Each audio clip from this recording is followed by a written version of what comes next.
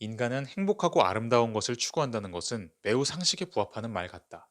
그런데 행복이 항상 아름다운 것과 연결되어 있는 것은 아니다. 오히려 우리는 때로 아름다움과 완전히 반대되는 것에서 행복을 찾기도 한다.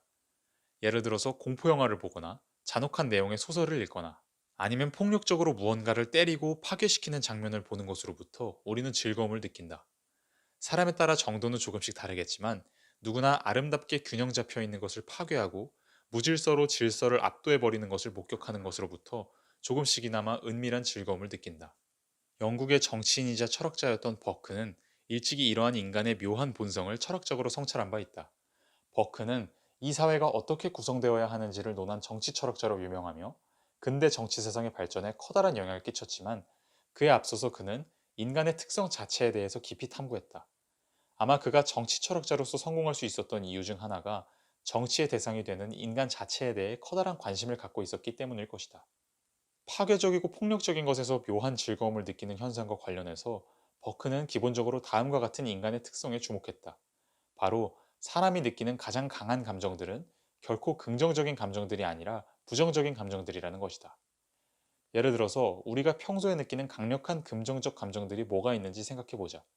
아주 맛있는 음식을 먹었을 때의 쾌감, 고대하던 택배가 도착했을 때의 즐거움, 대학교에 합격하거나 취업에 성공했을 때의 기쁨, 십수년간의 노력 끝에 내 집 마련에 성공했을 때의 짜릿함, 이런 것들 모두가 아주 크고 강렬한 긍정적인 감정들이지만 아무리 이 감정들이 강해봤자 반대의 사건들이 발생했을 때의 부정적 감정들에 비하면 약하다. 맛이 없는 음식을 먹을 수밖에 없을 때의 비참함, 택배 배송에 문제가 생겼을 때 덮쳐오는 짜증, 대학교에 떨어지거나 취업에 실패했을 때의 절망감, 십수년간의 노력에도 불구하고 내 집 마련에 성공하지 못했을 때의 박탈감, 이런 부정적 감정들의 강도는 긍정적 감정들의 강도를 훨씬 넘어선다. 또한 가장 극단적인 긍정적 감정과 부정적 감정을 비교해보면 차이는 더 극명해진다.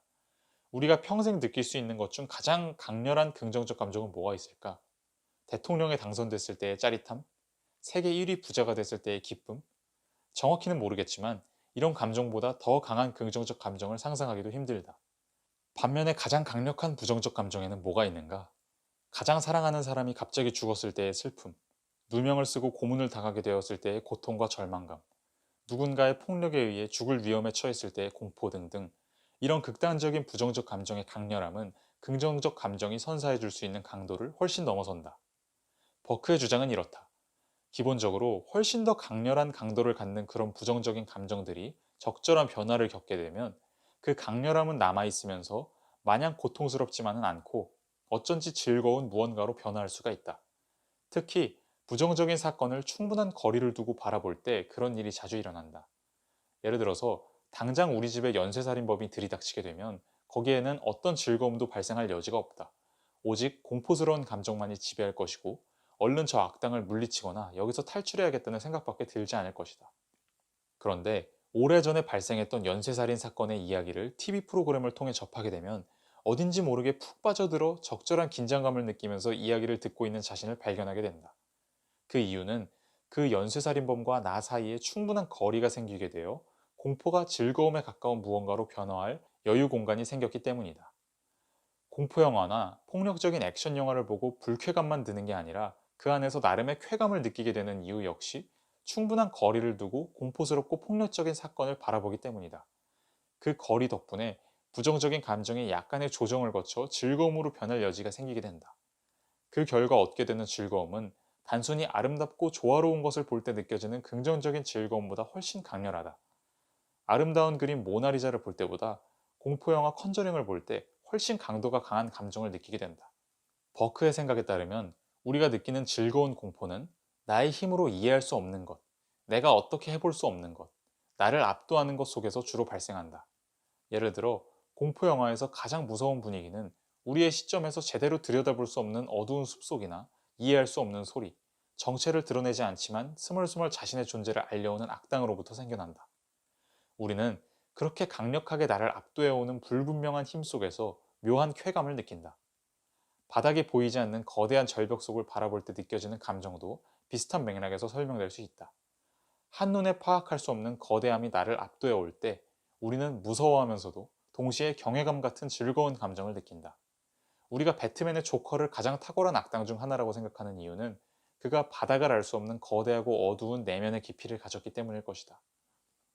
버크는 우리가 느끼는 즐거운 고통이 인간 사회의 여러 가지 현상들 속에서 중요한 역할을 한다고 생각했다. 예를 들어서 국민들은 거대한 국가의 권력 앞에서 경외감을 느낀다. 요즘은 많이 사라진 감정이지만 예전에는 그랬을 것이다. 국가라는 거대하고 강력한 체계는 내가 어찌해 볼 수 없고 완전히 이해할 수도 없는 권력과 규모를 가졌다. 사람들은 그런 국가를 한편으로 증오하겠지만 다른 한편으로는 그 압도적인 힘을 목격하는 것 속에서 즐거운 공포를 느낀다. 종교 또한 비슷한 감정을 준다. 내가 가진 최고의 이성으로도 이해할 수 없는 무한한 신의 존재와 그 신을 모시는 거대한 종교 조직은 한편으로 공포스럽게 다가오지만 다른 한편으로는 묘한 쾌감을 선사한다. 버크의 이러한 분석이 약간 기분 나쁘게 느껴질지도 모른다. 조화롭고 질서 있는 것만을 추구하는 게 아니라 공포스럽고 무질서한 곳 속에서 강렬한 즐거움을 느끼는 특성이 인간 안에 깃들어 있다는 것을 인정하고 싶지 않기 때문이다. 그러나 냉철하게 객관적인 시선으로 바라보면 인간은 분명 아름다운 존재이지만은 않다. 버크의 분석은 우리 자신 안에도 어쩌면 조커의 내면과도 같이 끝을 알 수 없는 거대하고 깊은 어두움이 도사리고 있는 게 아닌지 생각해 보도록 만든다. 어쩌면 그 내면의 어두움이 우리가 공포를 즐기도록 만드는 게 아닐까?